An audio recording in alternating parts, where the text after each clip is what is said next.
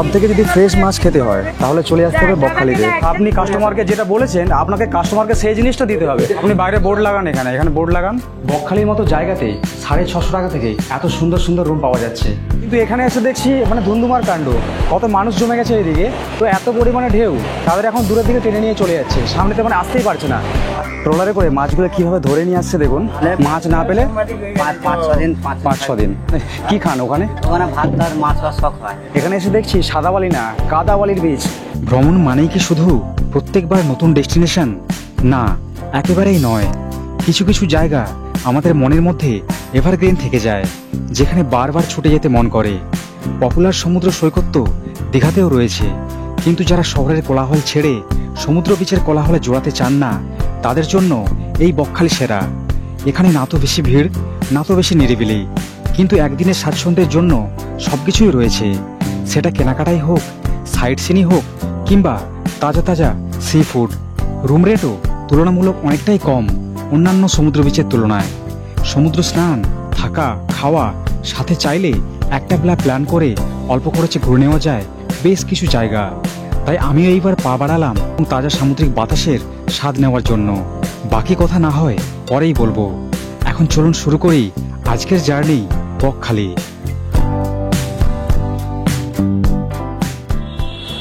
Hello বন্ধুগণ, সবাইকে very very good morning. আমি এখন দাঁড়িয়ে আছি শিয়ালদা রেলওয়ে স্টেশনের বাইরে। এখন ঘড়ি কাঁটা সকাল 6:30। আজকে চললাম বাঙালির দীঘা পুরী ছেড়ে আরেক সমুদ্র সৈকত বকখালির উদ্দেশ্যে। আমি সকালবেলায় ধরবো শিয়ালদা স্টেশন থেকে 7:14 নামখানা লোকাল। এই ট্রেনটা খুবই একটা পপুলার ট্রেন, বিশেষ করে সকালের সময় যারা শিয়ালদহ থেকে ট্রেন ধরে যারা যেতে চাইছেন বকখালি, তাদের জন্য সবথেকে ভালো অপশন। বেশিরভাগ মানুষ এই ট্রেনে করে কিন্তু যায়।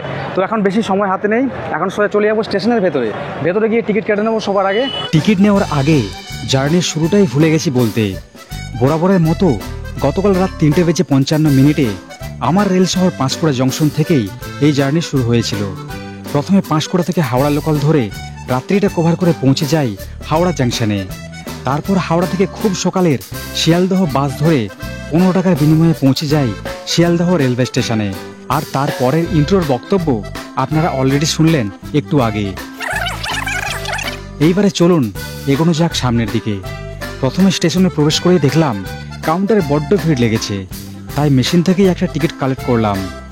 এখনের দিনে প্রায় সবাই জানে বকখালি যেতে হলে প্রথমে নামখানার টিকিট কাটতে হয়, যার টিকিটের মূল্য জনপ্রতি 25 টাকা করে। আমিও টিকিট কেটে পৌঁছে গেলাম ডান দিকে পায়ে হেঁটে সাউথ লাইনের 19 নম্বর প্ল্যাটফর্মে। ট্রেনের সিট প্রায় ফাঁকা ফাঁকাই ছিল বললে চলে, যেহেতু 15 মিনিট আগে প্রবেশ করেছিলাম। কাজেই বসা নিয়ে কোনো সমস্যা হলো না এবং একদম রাইট টাইমে ছেড়ে চললাম শিয়ালদহ রেলওয়ে স্টেশন থেকে। ঠিক 7:14 বাজার সাথে সাথে ট্রেন ছেড়ে দিয়েছে শিয়ালদার 19 নম্বর প্ল্যাটফর্ম থেকে। আর শিয়ালদা থেকে এই যে ট্রেনটা ছাড়ে না, এটা হচ্ছে সাউথ লাইন থেকে ছাড়ে। আর আপনারা যখন মোবাইলের অ্যাপ থেকে যখন সার্চ করবেন একদম শিয়ালদা টু নামখানা, তাহলে কিন্তু এই ট্রেনগুলো কিন্তু শো করে না। দুটো ট্রেন শো করে, সেটা হচ্ছে দুপুরের পর থেকে এবং সন্ধ্যের পর একটা আছে। আপনাদেরকে সার্চ করতে হবে লক্ষ্মীকান্তপুর পর্যন্ত এবং লক্ষ্মীকান্তপুর থেকে আবার নামখানা, তাহলে সকালের এই যে একটা ট্রেন আছে এবং এর আগের যে ট্রেনটা আছে না 5:20 ট্রেন, ওই ট্রেন দুটো শো করে। এখন অনেকটা লং জার্নি, তাহলে চলুন এখন সিটে বসে পড়া যাক।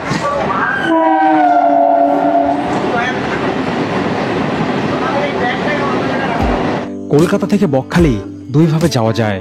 প্রথমত সকালের এই 7:14 শিয়ালদহ থেকে ছেড়ে যাওয়া নামখানা লোকালে করে, এবং দ্বিতীয়ত ধর্মতলা থেকে সকালের সময় থেকে প্রতি 30 মিনিট থেকে 1 ঘন্টা অন্তর অন্তর বাসে করে। বাসে গেলে খরচ হয় 105 টাকা স্টেট বাসে, কিন্তু চিপেস্ট জার্নি এই লোকাল ট্রেনে করেই একমাত্র সম্ভব। প্রায় 2 ঘন্টা জার্নি করে প্রথমে আমরা পৌঁছালাম লক্ষ্মীকান্তপুর স্টেশনে। তারপরে বিন্দাস লোকাল ট্রেনে বসেই টুকিটাকি চটপটে ঝাল মিষ্টি খাওয়া দাওয়া করে আবার এই সেম ট্রেন প্রায় 1 ঘন্টার মাথায় আমাদেরকে পৌঁছে দিল নামখানা রেলওয়ে স্টেশনের 1 নম্বর প্ল্যাটফর্মে। তো এখান থেকে আমাদের এখন বাইরে বেরোতে হবে এবং বাইরে থেকে প্রচুর অপশান রয়েছে বকখালিতে যাওয়ার জন্য। নামখানা রেলওয়ে স্টেশনের বাইরে রয়েছে একটা বড় টোটো স্ট্যান্ড, যেখান থেকে ম্যাজিক ভ্যান এবং টোটোতে করে অনায়াসেই পৌঁছানো যায় বকখালিতে, সেটা শেয়ারিংয়েই হোক কিংবা রিজার্ভেই হোক। কিন্তু 3 মিনিট থেকে 4 মিনিট পায়ে হেঁটে আপনারা যদি মেন রোডে এসে পৌঁছন, তাহলে এখান থেকে এত পরিমাণে অপশান রয়েছে যেটা ধারণার একদম বাইরে। টোটো, অটো, ম্যাজিক ভ্যান, বাস পরিষেবা কোনোটাই বাদ নেই। তো তো বকখালিতে যাওয়ার জন্য আমরা টোটোতে করেই যাচ্ছি। ওখান থেকে অনেক অপশান আছে, বাস চলে, বাসে উঠলে ওই 10 থেকে 15 টাকার মতো নেয়, আর ওখান থেকে অটো চলে, অটোতে মোটামুটি 30 থেকে 40 টাকার মতো নেয়। আর তাছাড়া ওখান থেকে ম্যাজিক ভ্যান রয়েছে, তারও ভাড়া ওই 19-20। কিন্তু আমরা টোটোতে যাচ্ছি, তার কারণ টোটোতে গেলে না এই যে আশেপাশের যে বিউটি সেটা কিন্তু উপভোগ করা যাবে। আর তার সাথে বেশ এরকম দেখুন 4 জনের সিট, যেহেতু একটা রিল্যাক্সে বসে যাওয়া যাবে, কোনো চাপাচাপি হয় না, কোনো ঝামেলা নেই। আর যেটা বলার ছিল, বকখালি পর্যন্ত নামখানা থেকে কিন্তু এক একজনের মানে মাথা পিছু পড়ে মাত্র 50 টাকা করে, এবং যদি রিজার্ভে যাওয়া হয় তো সেক্ষেত্রে খরচ পড়ে 300 টাকা, কেউ বলবে 250 টাকা, তবে একটু বার্গারিং করলে 250 টাকাই পড়ে। আর আপনাদের বলবো, আপনারা স্টেশন থেকে বাইরে বেরিয়ে ওখান থেকে যদি অটো কিংবা টোটো যদি নেন না, ওখান থেকে বেসিক্যালি টোটোগুলোই চলে, তো ওখান থেকে 10 টাকা করে বেশি পড়ে। তার থেকে অল্প কিছুটা পায়ে হেঁটে এগিয়ে চলে আসলে, যেটা আপনাদেরকে দেখিয়েছি ভিডিওতে আমি, তো ওখান থেকে 10 টাকা করে বাজেট কমে যায়। তো এটা যদি আপনারা শেয়ারিংয়ে যেতে চান তো সেক্ষেত্রে একটা মানে ভালো অপশান। যদি 4 জন যদি আসেন সেখানে 40 টাকা সেভ হয়ে যায়। বকখালি এমন একটা জায়গা, এখানে বাজেট হোটেল প্রচুর রয়েছে, মানে বকখালি স্ট্যান্ডে ঢোকার আগে থেকে দুই পাশে প্রচুর হোটেল পেয়ে যাবেন। তো এখানে হোটেল আগে থেকে বুক করার কোনো প্রয়োজনই নেই, আমরা আগে থেকে কিন্তু আমরা বুক করে আসিনি। তো আমরা দেখছি এখানে আমরা কম বাজেটে একটা হোটেল দেখবো সবার আগে। তো চলুন, নামতে হবে আমাদের, চলে আসছি বকখালি স্ট্যান্ডে। এখন আমরা যে জায়গাতে নামলাম, সামনে রয়েছে একটা প্রাইভেট বাস স্ট্যান্ড বকখালির, আর ঠিক পাশে রয়েছে এখানে স্টেট বাসের কাউন্টার। এখান থেকে কলকাতা যাওয়ার জন্য সব বাস কিন্তু ছেড়ে যায়, পাশে কাউন্টার রয়েছে ভেতরে। চলুন, এখন সবার প্রথমে একটা রুম নিতে হবে আমাদের। চুল পুরো টোটোর হাওয়াতে না অগোছাল হয়ে গেছে। ওই যে স্টেট বাস স্ট্যান্ডটা রয়েছে যেখানে আপনাদের দেখালাম, তারই অল্প একটু আগে বাম দিকে একটা গলি আছে, ওই গলি দিয়ে আমরা চলে আসছি সোজা। আর এই হচ্ছে আমাদের হোটেল, এখানে আজকে আমরা রুম নিয়েছি। এই হোটেলের নাম জয় বাবা লোকনাথ হোটেল।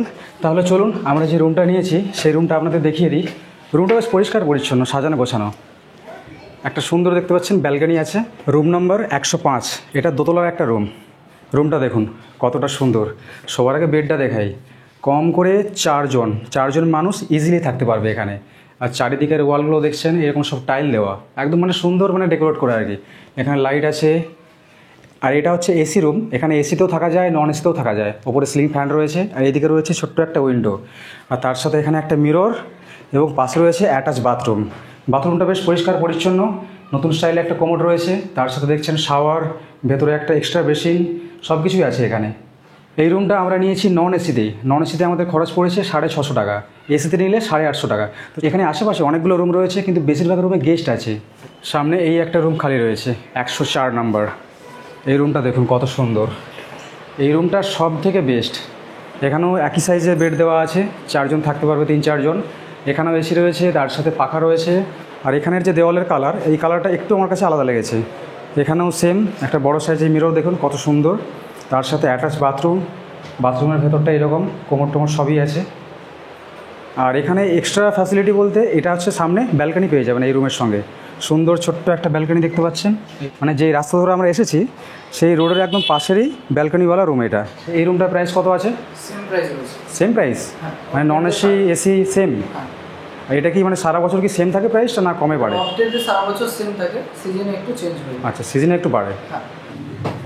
এখন চলুন 3 তলাতে একটা রুম দেখাই, 107। এই একটা রুম দেখুন, এখানে 2টো বেড আছে, এইদিকে 2 জন, এইদিকে 2 জন। চাইলে ছোট একটা বাচ্চাও এখানে থাকতে পারবে, অ্যাডজাস্ট হয়ে যাবে। আর এই রুমটাও কিন্তু বেশ সুন্দর একটা রুম। এখানে দুটো পাখা দেখতে পাচ্ছেন, এইদিকে একটা উইন্ডো আছে, এইদিকে 2টো উইন্ডো, আর এখানে পাশে রয়েছে একটা ব্যালকনি। বাহ, এখানে বসার জন্য চেয়ারের কোনো দরকার নাই, এরকম পাথর দিয়ে পুরো রেডি করে দিয়েছে। রুম এবং রুমের বাইরের ভিউ খুবই সুন্দর। পাশে দেখুন একটা পুকুর, খেজুরের গাছ, তার সাথে নিচে রাস্তা। এই রুমটা 750 টাকা থেকে শুরু অফ সিজনের জন্য। এখানে আরেকটা রুম রয়েছে 108 নম্বর। এই রুমটাও দেখুন বেশ সুন্দর, কিন্তু সাজানো গোছানো। এখানেও এসি আছে, পাখা, তার সাথে একটা ছোট্ট উইন্ডো, 2 সাইডে 2টো।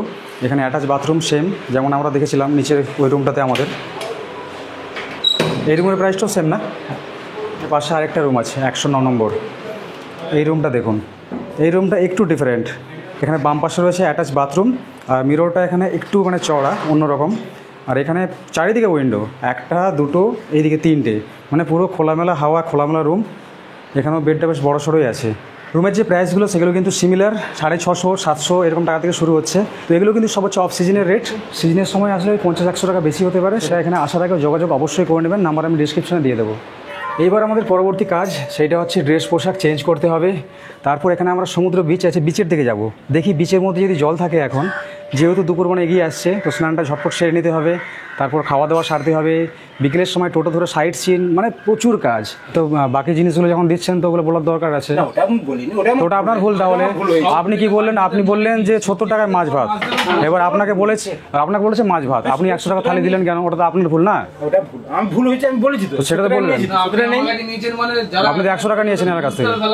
না না না না না, তো যারা ঘুরতে আসবে সবার সঙ্গে দেখে জিনিসগুলো হবে না? বলিনি কেন? মানুষ তো জানবে না। বলতে যে এখানে খেয়েছি। আপনি বাইরে বোর্ড লাগান, এখানে বোর্ড লাগান, এরকম ভাবে এখানে কাজ করবেন না। যারা এখানে ঘুরতে আসে না, সবাই এখানে আসলে আপনি বলবেন 70 টাকায় মাছ ভাত, সবাই এখানে খেতে বসে যাবে। তো এটা এখানে রাখছেন কেন? এটা ওখানে টাঙিয়ে রাখুন, কালকে বাইরে ঝোলানোটা। দেখো লাগানো আছে, লেখা আছে নি দেখি। ওটা দুপুরের না। হ্যাঁ দুপুর। মাছ ভাত সবজি ভাত খালে বলে কেন মাছের ঝোল? এখানে কোথায় লেখা আছে মাছ ভাত? বললে আরে ও এই তাদেরকে আগে থেকে ক্লিয়ার বলে দেবেন যে এই জিনিসগুলো থাকবে। আপনি এক্সট্রা আপনার মতো দিয়ে আপনি 100 টাকা নেবেন, 70 বলে দিয়ে। ঠিক আছে, হ্যাঁ বলেছি 50 টাকা। হ্যাঁ বলেছেন, তাহলে মাছ ভাত তাহলে 100 টাকা কি করে হলো? বলেছি সবজির সাথে তো মাছ দেয়, ডিম ভাত সবজির সাথে ডিম দেয়। আমি বলছি আপনার এখানে লেখা রয়েছে প্লেন ডাল সবজি রুই মাছ দিয়ে আপনি 70 টাকা নিচ্ছেন থালি, ঠিক আছে? তো আপনি কাস্টমারকে যেটা বলেছেন, আপনাকে কাস্টমারকে সেই জিনিসটা দিতে হবে। আপনি কি করেছেন? আপনি 100 টাকা থালি দিলেন কেন? দিলেন আপনি 70 লেখায়, তাহলে আপনি 100 70 এখানে লেখা আছে। 70 টাকা লেখা আছে তো। হ্যাঁ তাহলে 100 নিচ্ছি বললেন কেন? 100 টাকা থালি তোমাকে দিয়েছে বলেছে, ঠিক আছে? কিন্তু সেই জিনিসটা তো বলতে হবে। 100 টাকা চেয়েছি। মানে বাবা কি, এই তো ডাল দিয়েছেন, সবজি দিয়েছেন, মাছ দিয়েছেন, না চাটনি পাপড়টা দিয়ে ওটার জন্য বকখালিতে যেমন থাকার জন্য হোটেলের প্রচুর অপশন আছে, তেমনি এখানে খাওয়া দাওয়া করার জন্য গাদা অপশন, গাদা। এখানে বাস স্ট্যান্ড যে আছে, বাস স্ট্যান্ড থেকে বিচে যাওয়ার ডান দিকে এবং বাম দিকে প্রচুর খাওয়ার জন্য হোটেল দেখতে পেয়ে যাবেন। কিন্তু এখন খাওয়া দাওয়া করবো না আমরা, সবাই ডাকাডাকি করছে। এখন এই যে প্লাস্টিকে করে গামছা টামছা নিয়ে নিয়েছি, এখন চললাম সি বিচে সমুদ্র স্নান করবো বলে। আর এখনের সময় ঘড়ির কাঁটায় ওই 1টার আশপাশ বাজে। জানি না এখন জলের দেখা পাবো কি না। এখানে স্নান করার সব থেকে ভালো সময় যেটা দেখেছিলাম, ওই সকাল মানে 10টা 11টা এরকম হচ্ছে আশপাশ। তারপর থেকে সাইট সিন করতে হলে এখানে প্রচুর টোটো অটোর এখানে অপশান আছে, গাদা অপশান। তো আমি এক ভাইয়ের নাম্বার নিয়ে নিয়েছি, এখানে কথা বলছিলাম একটু আগে। তো একটু কম প্রাইসে মোটামুটি এখানে যতগুলো সাইট সিন আছে প্রত্যেকটা জায়গায় করিয়ে দেবে। এই যে এখান থেকে দেখছেন প্রচুর হচ্ছে টোটো অটোগুলো সব দাঁড়িয়ে আছে। তো সামনে গিয়ে জিজ্ঞেস করবো যেতে যেতে, যদি ওর থেকেও আরও কমে হয়ে যায় তাহলে ওটাই আমরা ধরে নেব। আর তাছাড়া যে নাম্বার নিয়ে রেখেছি সেই নাম্বারে ফোন করে দেবো। এখানে আরেকটা আজীব জিনিস, এখানে যারা বাইক নিয়ে আসছে না, বিচের সামনে যেতে হলে মোটামুটি একটা টিকিটের ব্যবস্থা করতে হয়, কুপন নিতে হয়, তা না হলে 1000 টাকা করে জরিমানা বলছে। মানে ভাবছেন বাইক নিয়ে এসেও শান্তি নেই। আর যারা 4 চাকা নিয়ে ঘুরতে আসছেন তাদের জন্য বিচের সামনাসামনি এই জায়গায় রয়েছে গাড়ি পার্কিংয়ের জায়গা। পাশে দেখুন খুব সম্ভব এখানে দুর্গাপুজোর আয়োজন চলছে, একটা বড় সাইজের প্যান্ডেল দেখতে পাচ্ছেন এখানে। এই হলো দুপুরের সময় বকখালির বিচ মার্কেট। বাম দিকে এবং ডান দিকে প্রচুর দোকান রয়েছে, আর সামনে এখানে রয়েছে একটা ছোট্ট মন্দির। মার্কেট শেষ এবং এই জায়গা থেকে শুরু হচ্ছে সাদা বালির বিচ, যেটাকে বলে বকখালির হোয়াইট স্যান্ড বিচ। এখানে সাদা বালির বিচ আপনারা অনেক দূর দূর পর্যন্ত লক্ষ্য করতে পারবেন। আর এই জন্য বকখালি হচ্ছে ফেমাস। এখানে বিচের মধ্যে প্রচুর দোকানপাট রয়েছে, যেখানে সব খাবার টাবার পাওয়া যায়, সি ফুড ইত্যাদি। বিকেলের পর কিংবা সন্ধ্যের সময় থেকে এখানে প্রচুর সি ফুডের দোকান পাওয়া যায়। আর সব থেকে সস্তায় যদি ফ্রেশ খাবার খেতে হয় তাহলে চলে আসতে হবে বকখালিতে। এখানে সামনে রয়েছে আই লাভ বকখালির সেই ছোট্ট লেখাটা। অন্যান্য সমুদ্র সৈকতের থেকে বকখালির যে সি বিচ আছে সেটা একদমই ডিসেন্ট।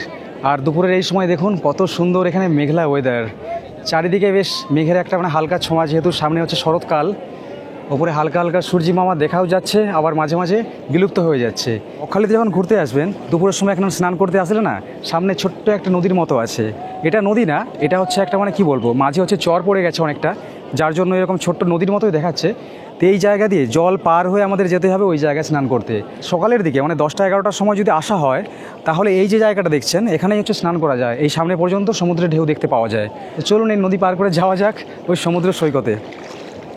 এই দেখুন কতটা জল, যত মানুষজন দেখছেন স্নান করতে গিয়েছিল বিচের মধ্যে, সবাই এইরকম ছোট্ট নদী পায়ে হেঁটে পার হচ্ছে, প্রায় 1 হাঁটু জল বললেই চলে। এইটা একটা নতুন এক্সপিরিয়েন্স, যেটা একমাত্র বকখালিতে আসলেই পাওয়া যায়। জলটা পার করে আসলাম, আর তারপর দেখুন চারদিকের কি অবস্থা। এখান থেকে সমুদ্র অনেক দূরে, অনেক দূরে। মনে হচ্ছে সাদা বালির বিচের ওপর একটা ছোট্টখাট্ট মরুভূমি। মানুষ এতটাই পাগল, আমি এখানে এসেছিলাম স্নান করতে, কিন্তু এখানে এসে দেখছি মানে ধুন্ধুমার কাণ্ড। কত মানুষ জমে গেছে এদিকে, কয়েকটা মানুষকে মানে 2-3টে ছেলে একদম মানে সমুদ্রের অনেকটা মানে গভীরের দিকে চলে গেছে। তো এত পরিমাণে ঢেউ, তাদের এখন দূরের দিকে টেনে নিয়ে চলে যাচ্ছে, সামনেতে মানে আসতেই পারছে না। আর এখানে উদ্ধারকর্মী সবসময় ঘোরাঘুরি করছে দীঘার মধ্যে। যেমন ওল্ড দীঘাতে আমরা দেখতে পাই দুদিন ছাড়া একটা দুর্ঘটনা ঘটছে, এই বকখালিতে ঘুরতে এসেও অনেক পর্যটক আছে যারা নতুন নতুন যারা জানে না অনেক দূরের দিকে চলে যায়। এখনের দিনেও অনেক বোকা মানুষ রয়েছে যারা বকখালিতে ঘুরতে আসে এবং ভাবে এই তো বালির বীচ, অনেক দূর পর্যন্ত চলে যায়, আর যার জন্য কি হয় অনেক মানুষকে না দূরের দিকে টেনে নিয়ে চলে যায়। এখানে উদ্ধার করার জন্য উদ্ধারকর্মীরা কিন্তু প্রচুর পরিমাণে রয়েছে। আর দুপুরের এই সময় বকখালি বীচ কিন্তু খুবই সুন্দর লাগছে, খুবই সুন্দর। এইদিকে দেখুন, আপনাদেরকে আমি হালকা করে জুম করছি।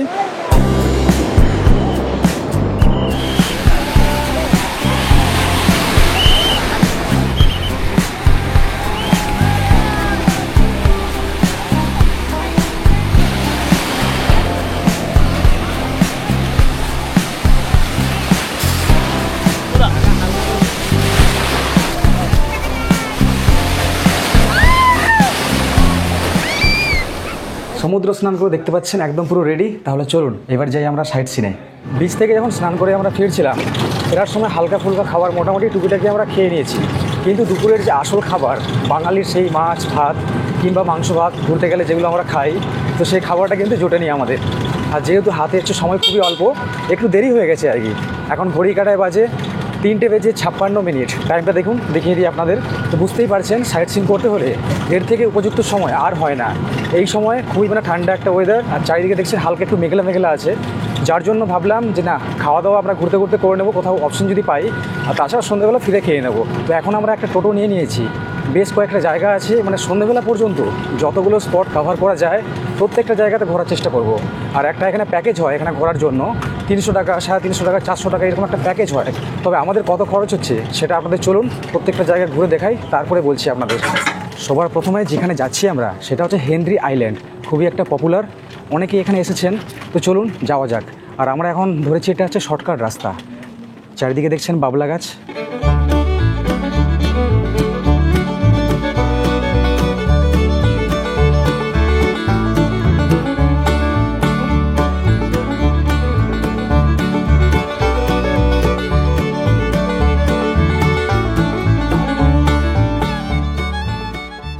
আচ্ছা, আরেকটা জিনিস বলি, এই যে হেনরি আইল্যান্ড আছে, এখানে এন্ট্রি করতে গেলে এখানে টিকিট নিতে হয়। পার হেড যা টিকিটের মূল্য হচ্ছে 10 টাকা করে।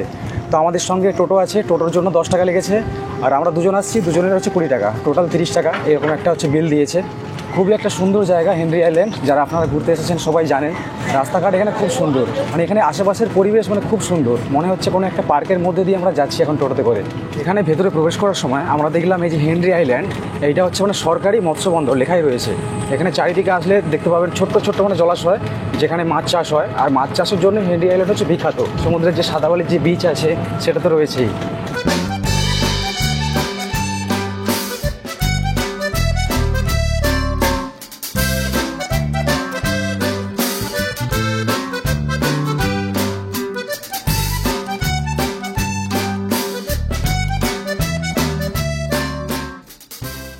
এখানে অনেক থাকারও জায়গা আছে হেনরি আইল্যান্ডের মধ্যে, কিন্তু তার জন্য বুকিংয়ের কী প্রসেস সেটা আমার জানা নেই।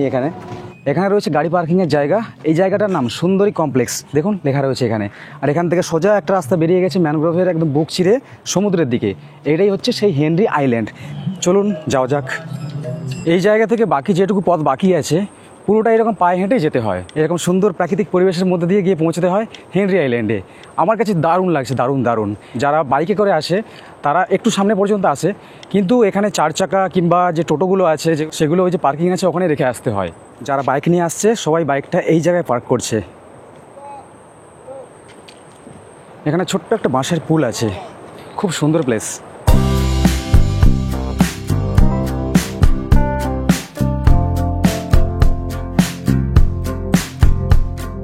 অল্প কিছুটাই ডিস্টেন্স চলে আসছি একদম সমুদ্রের সামনে। সামনের সমুদ্র দেখা যাচ্ছে। আরেকটা জিনিস বলে দিই আপনাদের, এই যে রাস্তা জুড়ে যখন আসবেন না, আসার সময় দেখবেন প্রচুর পরিমাণে এখানে বাবলা গাছ রয়েছে একদম রাস্তার গা ঘেঁষে। তো আমি আসতে গিয়ে কয়েক জায়গায় খোঁচা খেলাম। তো এগুলো যারা আসবেন একটু সাবধানে, বিশেষ করে এটা মেয়েদের জন্য বার্তা। এই দেখুন হেনরি আইল্যান্ড কত সুন্দর, প্রকৃতির ঝড়ে তাণ্ডব দেখুন, সব এখানে সব ফুটে উঠেছে।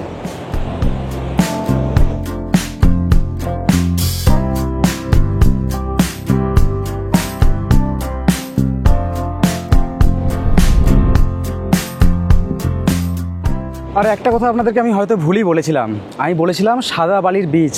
এখানে এসে দেখছি সাদা বালি না, কাদা বালির বীচ। চারিদিকে বিচে এত পরিমাণে কাদা না, আর এখানে সব হচ্ছে এঁটেল কাদা, এত পরিমাণে জুতোর মধ্যে জড়াচ্ছে। এই যে দেখছেন দূরে, এখানে অনেক মানুষই ঘুরতে আসছে, তার কারণ এই জায়গার একটা অন্যরকম সৌন্দর্য আছে।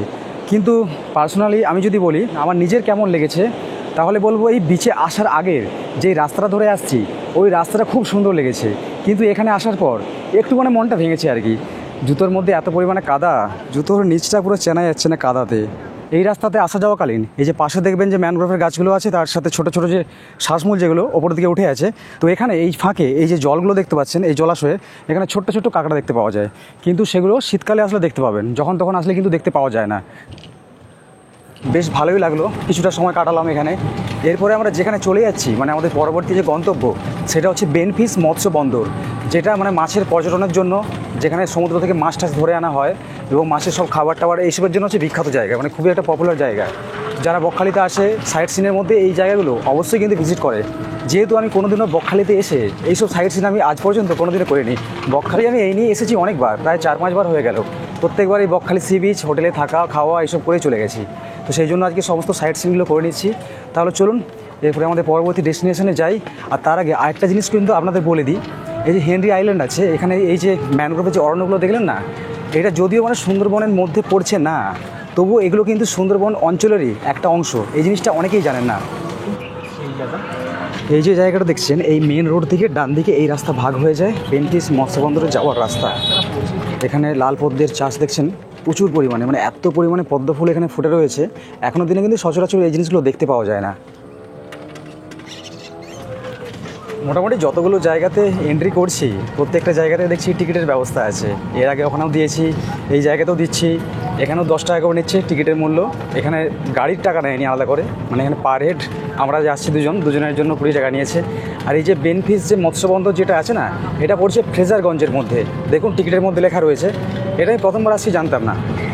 এটাই হচ্ছে মাছের আড়ত, আর এখান থেকেই চারিদিকে মানে মাছ হচ্ছে সাপ্লাই করা হয়। এই যে গাড়িগুলো দেখছেন দাঁড়িয়ে আছে, লরিগুলো, মানে এখান থেকে ওই যে কন্টেনারগুলো আছে না, যে ছোটো ছোটো বক্সের মতো, ওগুলোতে মানে বরফ দিয়ে এখান থেকে মাছ সাপ্লাই হয় বিভিন্ন জায়গায়। এখানে এই যে পুরো জায়গাটা দেখছেন, মানে মাছের বিশাল বড় একটা আড়ত, এখানে প্রচুর মাছ এখান থেকে সাপ্লাই হয়। আর এখানে যেতে যেতে দেখতে পাবেন পাশে এখানে যে সামুদ্রিক যে মাছ একদম টাটকা ফ্রেশ, সেগুলো কিন্তু ভাজা পাওয়া যায় এখান থেকে কিনতে। সামনেই রয়েছে নদীর মতো একটা খাড়ি।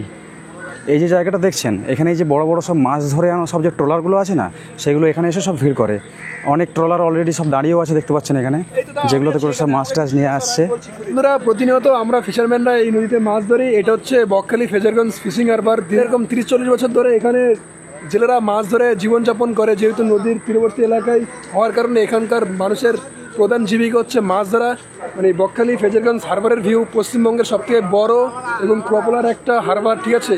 এরপরে দীঘা হারবার আছে, তারপরে হয়তো কাকদ্বীপ হারবার আছে। বাট প্রতিদিনই জেলেদের মেলা লাগে এবং মাছের মেলা লাগে। আপনারা যদি এখানে আসেন অবশ্যই আপনাদের ভালো লাগবে। ভিডিওটা যদি ভালো লাগে তাহলে দাদাকে সাপোর্ট করে দাদার সঙ্গে থাকো তোমরা। অনেক অনেক ধন্যবাদ।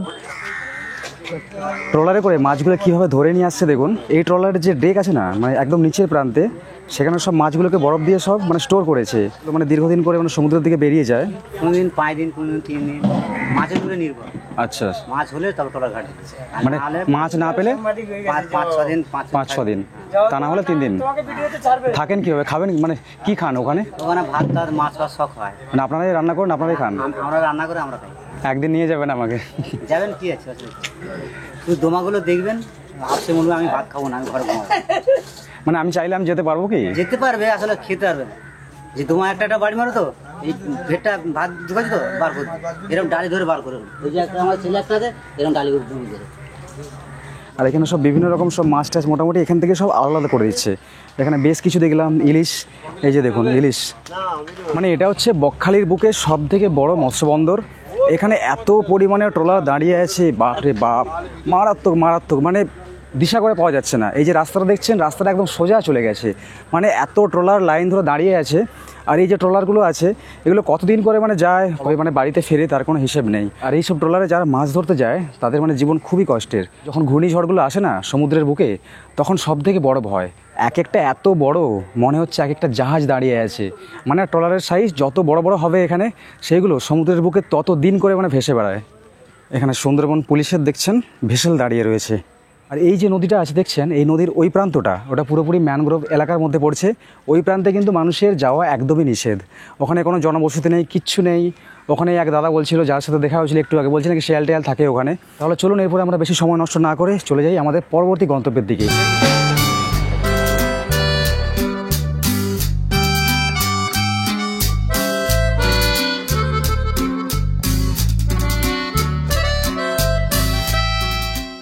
এখনের সময় বিকেল 5টা বেজে 29 মিনিট। এখন যেই জায়গায় চলে আসলাম এটা হচ্ছে কার্গিল সি বিচ। এখানে কিন্তু কার্গিলের যুদ্ধ হয়নি, তবুও কার্গিল সি বিচ নাম দেওয়া হয়েছে। এখানে দাঁড়িয়ে রয়েছে আমাদের টোটো, তার পাশে এখানে অনেকগুলো কিন্তু খাবারের দোকান আছে যেখানে চা, স্ন্যাক্স এইসব পাওয়া যাচ্ছে। আর এই জায়গাটা বিকেলের এই সময় বিভৎস সুন্দর লাগছে, বিভৎস সুন্দর। প্রচুর মানুষ এখানে আসছে, ওপরে সব টোটোগুলো সব দাঁড়িয়ে আছে দেখলাম। আর তার সাথে এই জায়গাটা যারা পোর্ট্রেট ফটোগ্রাফি করেন তাদের জন্য খুবই একটা আদর্শ জায়গা। এই যে এখানে অনেক ভাই ডিএসএলআর নিয়ে সব ছবি টবি তুলছে পায়ে হেঁটে ঘোরার জন্য। এটা হচ্ছে একটা আদর্শ জায়গা। এখানে দেখছেন এইরকম সিঙ্গারার মতো লাইন ধরে সব মানে ঘিরে দিয়েছে আর কি, যাতে সমুদ্রের জলটা এই দিকে হচ্ছে বেশি না আসে। এই জায়গা কিন্তু প্রচণ্ড পিছল, একটু দেখে নামবেন। ঠিক ডান পাশে এখন আমি চলে আসছি, এখান থেকে জায়গাটা দেখুন। আর এখানে কিছু সমুদ্রের জল এখানে সব আটকা পড়েছে, যেটা জোয়ারের সময় উঠেছিল। এই জায়গাটা কিন্তু অন্য সময় ডুবে থাকে। এই বিকেলের এই সময়টা আসলে এই জায়গাটা মোটামুটি ভাটা থাকে, তো যার জন্য কি হয় এখানে এখন মানে খুব সুন্দর একটা স্পট মানে ঘোরার জন্য। এখানে এখন আসলে কিন্তু বোঝা যায় না যে এই জায়গা জলের মধ্যে ডুবে থাকতে পারে। ঠিক এখান থেকে অল্প এই দিকটা যদি দেখতে পাওয়া যায়, দেখুন আমি হালকা করে জুম করছি। এটা হলো জম্মুদ্বীপ। যেই জম্মুদ্বীপের নাম আমরা অনেকবার শুনেছি এবং মৌসুমীতে ঘুরতে গেলে আমরা অনেকবার দর্শন করেছি। আর এই দিকে ডান দিকে যদি লক্ষ্য করা যায় না, ওই যে দূরে আবছা একটা দ্বীপ দেখতে পাওয়া যাচ্ছে, এটা হচ্ছে মৌসুমী দ্বীপ। আর এইটা হচ্ছে বকখালি, বকখালির ফ্রেজারগঞ্জ। এর আগে যখন মৌসুমীতে ঘুরতে গেছি ওখান থেকে এই জায়গাটাই দেখতে পেতাম, মানে ওই যে মৌসুমী দ্বীপের ম্যানগ্রোভ অরণ্য একটা পয়েন্ট আছে, ওই পয়েন্ট থেকে এই জায়গাটাই দেখতে পাওয়া যায়। তো এতদিন ওই পার থেকে দেখেছি এই পারটাকে, আজকে দেখলাম এই পার থেকে ওই পারকে।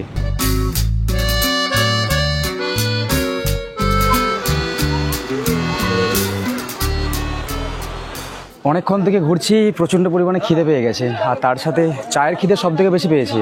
বাঙালির এই সকাল বিকেল বিশেষ করে আমাদের ট্রাভেলে মানে চাটা মোটামুটি চাই প্রায় দিনে 3বার 4বার করে চা খাওয়া হয়ে যায়। বাড়িতে যেখানে থাকলে একবার করে খাই। এখানে খাবার জন্য অনেকগুলো দোকান আছে দেখতে পাচ্ছেন, তো আমরা এই দোকানটাতে খাচ্ছি। আপাতত এখন চায়ের অর্ডার দিয়েছি, চাটা খাই আমরা, তারপর দেখি আর কি খাওয়া যায়। আর এটাই ছিল আজকের হচ্ছে আমাদের শেষ মানে দর্শনীয় স্থান, সাইট সিন, মানে শেষ সাইট সিন। মানে এই যে এদিকে যে জম্মুদ্বীপটা দেখা যাচ্ছে, এখান থেকে এখন সানসেটটা এখন হয় না, এই জায়গা থেকে দাঁড়িয়ে মানে একটা টাইম ল্যাপস মানে ভিডিও যদি বসিয়ে দিই না মোবাইলে কিংবা ক্যামেরাতে, অসাধারণ লাগে। তো সেই জিনিসটা দেখার সুযোগ কিন্তু একদমই মানে হয়ে ওঠেনি। মানে দুপুরের পর থেকে সূর্যের দেখা প্রায় নেই বললেই চলে।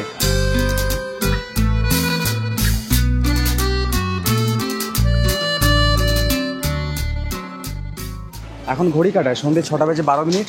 এখন আমরা এসে পৌঁছে গেছি একদম বকখালি সি বিচের সামনে। আর আজকে আমরা যে জায়গাগুলোতে ঘুরেছি, যেই টোটোতে করে, তো সেই দাদার হচ্ছে নামটা কি দাদা? আমার নাম মনোজ জানা। আর তোমার ফোন নাম্বারটা সবার আগে বলে দাও। ফোন নাম্বারটা 9749857473। আচ্ছা, মানে এখানে হোটেলে যারা থাকবে তাদেরকে মানে কেউ যদি ফোন করে মানে সরাসরি হোটেলে আনতে চলে যাবে তো? অবশ্যই মানে যে কোনো হোটেলে? হ্যাঁ, যে কোনো হোটেলে। এখানে ইউনিয়নের একটা প্রাইস চলে, তো সেই প্রাইসের থেকে কিন্তু অনেকটাই কমে হচ্ছে দাদা হচ্ছে ঘুরিয়ে দেবে। তো সেইটা হচ্ছে বললাম না, ওটা হচ্ছে আপনারা ফোন করে জিজ্ঞেস করে নেবেন, মানে অনেকটাই কমে করিয়ে দেবে। কেননা বকখালিতে এখন এমন মানে অবস্থা চলছে, এখানে মানে যা তা অবস্থা। কেউ বলে 400, কেউ বলে 500, কেউ বলে 600, মানে কোনো লিমিট নেই লাগাম ছাড়া। তো সেই জায়গাতে খুব কম প্রাইসে আমরা ঘুরে নিলাম এই জায়গাগুলো। তো আরও কিছু জায়গায় ঘুরতে পারতাম, যেহেতু আমরা একটু দেরি করে বেরিয়েছিলাম, সেই জন্য এই 3টেই জায়গা ঘুরে দেখাতে পারলাম। এখানে ঘোরার মতন 5টি জায়গা আছে, ঠিক আছে? আপনারা আসবেন, ঘোরার মতন 5টি জায়গা ঘুরবেন। আচ্ছা, যেই জায়গাগুলো ঘুরলাম এই জায়গা বাদ দিয়ে আর কি জায়গা আছে? আর আছে আমাদের বাচ্চাদের জন্য হচ্ছে ইকো পার্ক আছে, ঠিক আছে? ফ্রেজারগঞ্জ আছে, যেগুলো আপনাদেরকে রাত্রি হয়ে যাওয়ার জন্য ঘোরাতে পারি আমরা। এইবারে চলুন বকখালি বিচের নাইট মার্কেট, এখানে কি রয়েছে সব কিছু দেখে আপনাদের। আর এখানে যে নাইট মার্কেটটা শুরু হচ্ছে, এইরকম দেখবেন একটা মন্দির রয়েছে, এই মন্দিরের সামনে দিকে সব দোকানপাটগুলো সব শুরু হয়েছে, ডান দিকে বাম দিকে উভয় দিকেই।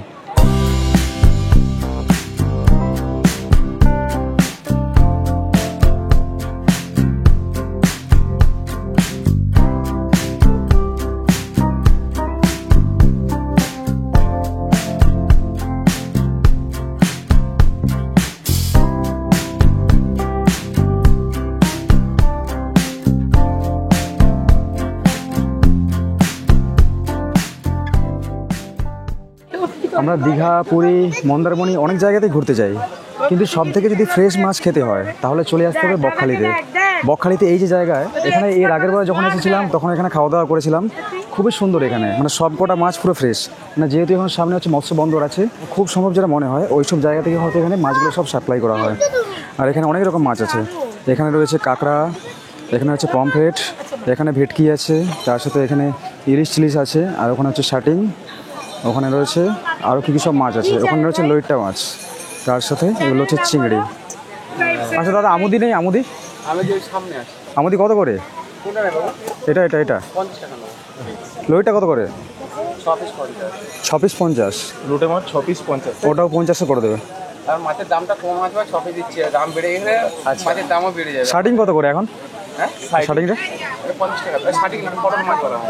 আগের বার যখন এসেছিলাম তখন এই যে মাছটা খেয়েছিলাম, এই মাছটা হচ্ছে নিয়েছিল 100 টাকা করে, কিন্তু এখন বলছে মাছের দাম কম, সেই জন্য প্রত্যেকটা জিনিসেরই দাম এখানে কম কমই আছে। এটা কি আছে? মাছের ডিম বাবা, এটা মাছের ডিম। আমি জেলি ফিশ ভাবলাম প্রথমে। অক্টোপাসের রেট কত চলছে দাদা? কোনটা বাবা? অক্টোপাসটা 200, অনেক কম নিচ্ছেন এখন। এখন তো বাবা মানে অফিসে এখন মানে যে দামে কিনা সেই দামে বিক্রি। আচ্ছা আচ্ছা। 1 প্লেট গরম গরম আমুদি মাছ ভাজা। এখানে অনেক রকম মাছ পাওয়া যায়, কিন্তু এই আমুদি মাছটা এটা হচ্ছে আমার ফেভারিট, যখনই আসি তখনই খাই।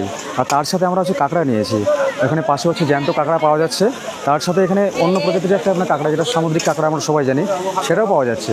কিন্তু এখানে যদি জীবন্ত কাঁকড়া খেতে চান, পাশে ওখানে জায়গা আছে যেখানে জীবন্ত কাঁকড়া মানে হাত পাগুলোকে না বেঁধে ওখানে সব রাখা আছে। তো আমরা নিয়েছি 5 পিস, 5 পিসের দাম হচ্ছে 100 টাকা করে নিচ্ছে।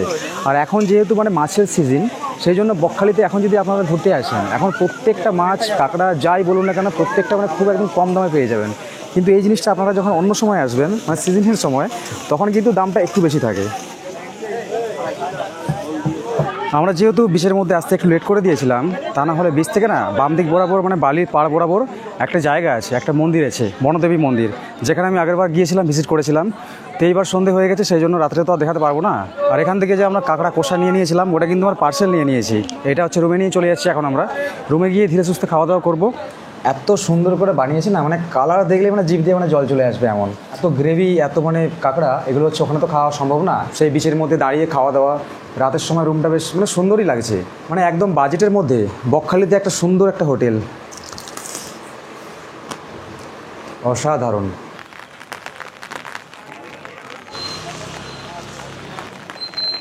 এখন ঘড়ি কাটতে রাত্রি 9:40, এখন শুরু হয়ে গেছে প্রবল পরিমাণে বৃষ্টি। তো শেষমেশ দেখলাম এই প্রতীক্ষায় যদি থাকি তাহলে আজকে সারা রাত না খেয়ে কাটাতে হবে। আর এখানে খাবার জন্য এখনও দোকানপাট দেখছেন মানে খোলাই রয়েছে, কিন্তু রাস্তাঘাটে মানুষ এখন প্রায় নেই বললেই চলে। এখানে খাবারের জন্য অনেক অপশন পেয়ে যাবেন। এখানে রয়েছে একটা হোটেল, তার সাথে এখানে লাইন ধরে কিন্তু বেশ কিছু হোটেল পেয়ে যাবেন এইদিকে। আর আগেরবার আমি যে খাবার দাবার খেয়েছিলাম সেইটা হচ্ছে দেখছেন হোটেলটা বনশ্রী এসি হোটেল। এই হোটেলের মধ্যে হচ্ছে এসি আছে। চলুন এখানেই খাওয়া দাওয়া করবো এবারেও। এই হোটেলের খাবার দাবার খুব সুন্দর। আমি যখন আগের বার যখন বকখালিতে ঘুরতে এসেছিলাম তখন এই হোটেলে খাবার দাবার খেয়েছিলাম, মানে এত সুন্দর লেগেছিলো খাবারের স্বাদ। তো তখন আমি দুবেলা খাবার দাবার এখানে খেয়েছি। এখন এখানে আমরা রাত্রে খাবারে নিয়েছি, এটা হচ্ছে চিকেন কষা, বেশ অনেকগুলো চিকেন দিয়েছে, 4 পিস করে চিকেন থাকে বলেছিল। তার সাথে হচ্ছে রুটি নিয়েছি, রাতে আমি ভাত খাচ্ছি না। তো এই চিকেন কষার দাম এখানে নিচ্ছে 130 টাকা প্লেট, আর এখানে রুটির প্রাইস 5 টাকা করে পিস। এখানে প্রচুর মানুষ, মানে এত পপুলার জায়গা, প্রচুর মানুষ এখানে খাওয়া দাওয়া করতে আসে। এই যে দেখুন আশেপাশের প্রত্যেকটা টেবিলে প্রায় মানুষজন পুরো ফুল বললেই চলে। মানে মিডিয়াম প্রাইসের মধ্যে যদি ভালো খাবার যদি পেতে চান বকখালির মতো জায়গাতে ঘুরতে এসে, তাহলে বলবো বনশ্রী রেস্টুরেন্ট যে আছে, মানে হোটেল রেস্টুরেন্ট, এখানে চলে আসুন।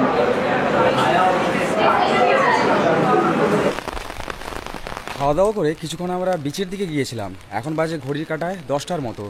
পুরো জনমানবহীন যাকে বলে, একটা মানুষজনও নেই। আর প্রচণ্ড পরিমাণে বৃষ্টি, এত পরিমাণে বৃষ্টি বেড়ে গেছে না এখন। রাস্তাঘাট দেখুন এখন চারদিক পুরো ভেজাই ভেজা। কয়েকটা দোকান খোলা রয়েছে যদিও, কিন্তু বিচের সামনে একটা দোকানও খোলা নেই। বন্ধুগণ সবাইকে ভেরি ভেরি গুড মর্নিং। এখন ঘড়ি কাঁটায় বাজে ভোর 4:46। বুঝতেই পারছেন এত ভোরে কেন আসছি। আজকে আমাকে ফিরে যেতে হচ্ছে এখান থেকে বাড়ি। আর এই যে পেছনে বাস দেখতে পাচ্ছেন, এইটা হচ্ছে স্টেট বাস। বকখালি হচ্ছে স্টেট বাসের যে বাস স্ট্যান্ড আছে, সেই বাস স্ট্যান্ডের পাশ থেকে এই বাসটা ছেড়ে যাচ্ছে। এটা ভোর 5টার সকালে সব থেকে প্রথম বাস। এই বাসটা একদম বকখালি থেকে হাওড়া পর্যন্ত চলাচল করে ধর্মতলা হয়ে। এরপরে বিকেলে 4:30 পর্যন্ত এখান থেকে প্রচুর বাসের অপশন রয়েছে। প্রত্যেক 15 মিনিট 30 মিনিট ছাড়া। তো যারা দিনের বেলাতে যেতে চাইছেন তারা এখান থেকে বাস ধরে নিতে পারবেন ইজিলি। খুবই খারাপ লাগছে, তার সাথে সকালের ঘুম বুঝতে পারছেন একদম হয়নি। বৃষ্টির মধ্যে যখন ভিজে ভিজে ছাতা নিয়ে চলে আসছি এই ভোর 5টার সময়, মানুষজন এখানে নেই বললেই চলে, একমাত্র বাস ড্রাইভার কন্ডাক্টর এরাই আছে। তাহলে চলুন আমি ফিরে চলি আমার বাড়ি। দেখা হচ্ছে আবার কোনো নতুন পর্বে নতুন কোনো জায়গাতে। সবাই ভালো থাকবেন, সুস্থ থাকবেন।